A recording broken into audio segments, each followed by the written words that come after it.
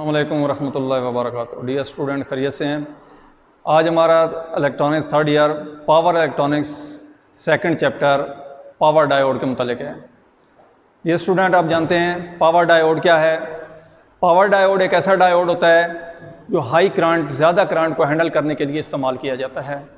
आम जो करंट जो सिंपल मिली एम्पेयर में थी, माइक्रो एम्पेयर में थी या ज़्यादा एम्पेयर में थी, वो आम डायोड, पीएन डायोड इस्तेमाल होते हैं।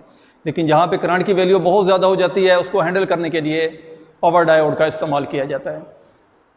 3 किस्म के पावर डायोड हैं: general purpose diode, fast recovery diode and short की डायोड। इसके मुतालिक हम पिछले लेक्चर में पढ़ चुके हैं। आज हम इसके ऑपरेशन के बारे में स्टडी करेंगे। हम इसको पावर डायोड का इस्तेमाल करते हैं सीरीज़ और पैरेलल के अंदर। असल में सीरीज़ लाइन के अंदर हम इस्तेमाल करके हम कंट्रोल करना चाहते हैं करंट को, और पैरेलल में इस्तेमाल करके हम वोल्टेज को कंट्रोल करना चाहते हैं। लेकिन जब हम सीरीज़ में इस्तेमाल कर लेते हैं तो उसमें देखते हैं क्या प्रॉब्लम क्रिएट होती हैं और उस प्रॉब्लम को सॉल्व कैसे किया जाता है। इसी के बारे में हम सबसे पहले हम सर्किट इसको ड्रा कर रहे हैं। मैं आपको बताता हूँ किस तरह इसको ड्रा किया जाता है। तो हम आते हैं अपने लेक्चर की तरह। हमारा आज ELTR 353 code chapter second power diodes के मुतालिक है। Use of power diode as a series operation of power diode. Second lecture इंशाल्लाह अगले लेक्चर के अंदर हमारे पास है parallel operation of power diode. Series operation में देखें, 2 डायोड D1 एंड D2 हमने सीरीज में इस्तेमाल किए हैं। पावर AC सप्लाई 220 वोल्टेज को हमने यहाँ पे इस्तेमाल किया है। असल में हम सीरीज में इस्तेमाल करते क्यों, सबसे पहले इसके ऊपर डिस्कस कर लेते हैं। किसी भी डायोड के reverse voltage, maximum reverse recovery voltage की एक लिमिट होती है। फॉर एग्जांपल मैं कहता हूँ उनके रिवर्स रिकवरी जो वोल्टेज है 110 वोल्टेज है, पावर सप्लाई 220 की है।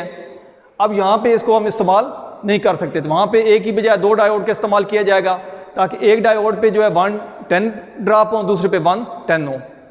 इसलिए 2 डायोड का इस्तेमाल किया गया। ऐसा अगर वोल्टेज की तादाद ज़्यादा कर दें तो 3 डायोड, 4 डायोड, 5 डायोड को सीरीज़ में इस्तेमाल किया जाता है।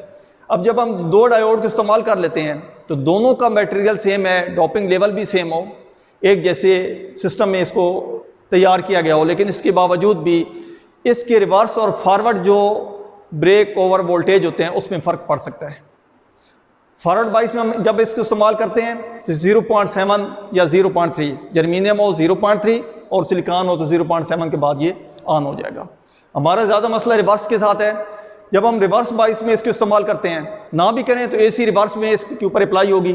जब हम रिवर्स में अप्लाई करते हैं तो इसमें क्या होगा, एक डायोड के रिवर्स जो वोल्टेज हैं वो कम है, दूसरे के क्या है ज़्यादा है। फॉर एग्जाम्पल एक 90 वोल्टेज पे हो जाता है और एक 120 पे हो रहा है। अगर एक जल्दी ऑन हो जाएगा, एक देर से ऑन होगा, जो सेकंड जो डायोड है वो क्या हो जाएगा, डैमेज हो जाएगा। क्यों, उसके रिवर्स वोल्टेज वो कितने बर्दाश्त कर सकते हैं, 110, उसके ऊपर अप्लाई कितने हो रहे हैं 120, तो डायोड क्या हो जाएगा, डैमेज हो जाएगा। इस डायोड को बचाने के लिए, यानी इस सिस्टम को बचाने के लिए, इसलिए जहाँ पे मैंने लिखा है VD1 is not equal to VD2। इनके ऊपर जो ड्रॉप होने वाले वोल्टेज हैं वो आपस में इक्वल नहीं है। यहाँ कर्व के अंदर भी मैंने दिखाया है, ये रिवर्स इसकी करंट वोल्टेज है, ये देखें VD1 एंड VD2 ये नॉट इक्वल, ये आपस में बराबर नहीं है, यानी इनको आपस में बराबर नहीं है, जिसकी वजह से मैंने यहाँ पे शेयरिंग सर्किट को इस्तेमाल किया गया है। शेयरिंग सर्किट, स्नोबर सर्किट, जिसमें कैपेसिटर का भी इस्तेमाल किया जाता है, यहाँ पे शेयरिंग सर्किट मैंने आपके सामने बनाया है। शेयरिंग सर्किट असल में एक ऐसा सर्किट होता है जिसमें वोल्टेज को ये बराबर डिवाइड करता है, बराबर तकसीम करके दोनों वोल्टेज के ऊपर देता है।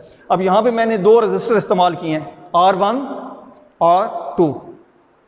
उमूमन बुक्स में जो पढ़ने में आता है वो असल में यही होता है, जिसके ड्रॉप वोल्टेज ज़्यादा होते हैं वहाँ पे R की वैल्यू कम, और जहाँ पे कम होते हैं वहाँ पे ज़्यादा रखा जाता है। लेकिन बाद दफ़े इसको ऐसे पढ़ने में भी आता है, दोनों R की वैल्यू को सेम रखा जाता है।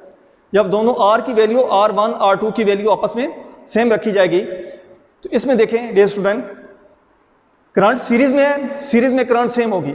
IR1 is equal to IR2, R1 is equal to R2। R की वैल्यू भी सेम है दोनों की, दोनों में सीरीज में करंट भी सेम है। तो तीसरा जो फैक्टर वोल्टेज होंगे वो ऑटोमेटिकली इनके ऊपर, इसके ऊपर, दोनों के ऊपर ड्रॉप होने वाले वोल्टेज जो हैं VR1 is equal to VR2 बराबर हो जाएंगे।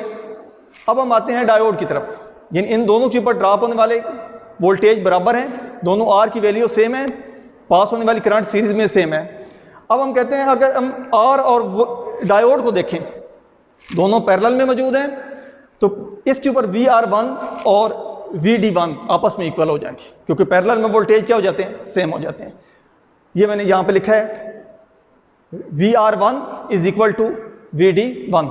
अब हम आते हैं सेकंड पोर्शन की तरफ। ये देखें VR2 is equal to VD2, VR2 is equal to VD2, ये आपस में क्या हो जाएंगे, सेम हो जाएंगे।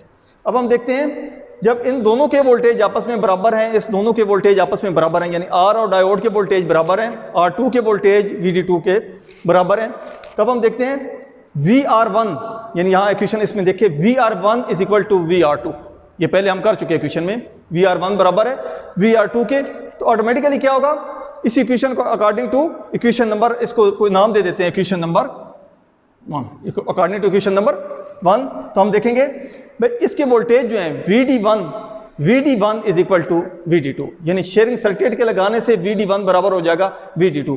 अब हम आते हैं इस कर्व की तरफ, तो कर्व में देखें डियर स्टूडेंट VD1 बराबर हो गया VD2 के।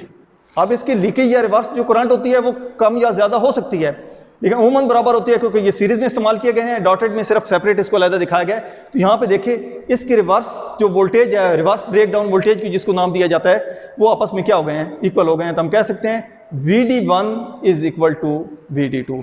तो डियर स्टूडेंट इस तरह आपस में क्या हो जाएंगे, बराबर हो जाएंगे। अब अगर हम 220 वोल्टेज अप्लाई करते हैं तो दोनों पे ड्रॉप वोल्टेज क्या हो जाएंगे, 110 एंड 110 क्या हो जाएंगे, इक्वल हो जाएंगे। तो ये हमारे पास फंक्शन इसका था। हमारे पास फॉर एग्जांपल इनपुट वोल्टेज जो है वो 220 वोल्टेज हो, तो यहाँ पे अब जो ड्रॉप है वो क्या हो जाएगा, 110 वोल्टेज, और यहाँ पे भी कितना हो जाएगा, 110 वोल्टेज। इस तरह हम डायोड को सीरीज ऑपरेशन के अंदर इस्तेमाल करके हम अपनी मर्जी से करंट को कंट्रोल कर सकते हैं। इंशाअल्लाह अगले लेक्चर में पैरेलल के मुतालिक है, और पैरेलल में करंट को हम कंट्रोल करते हैं। वालेकुम अस्सलाम व रहमतुल्लाहि व बरकातुहू।